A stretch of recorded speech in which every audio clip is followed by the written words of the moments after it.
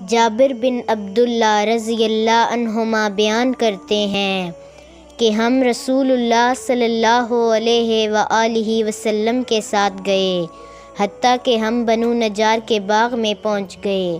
اس باغ میں ایک اونٹ تھا کہ جوں ہی کوئی آدمی باغ میں داخل ہوتا تو اونٹ اس پر حملہ کر دیتا۔ انہوں نے نبی صلی اللہ علیہ وآلہ وسلم کے پاس اس بات کا ذکر کیا۔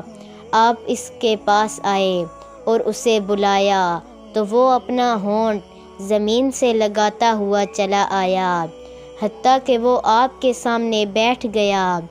آپ صلی اللہ علیہ وآلہ وسلم نے فرمایا، مہار لاؤ۔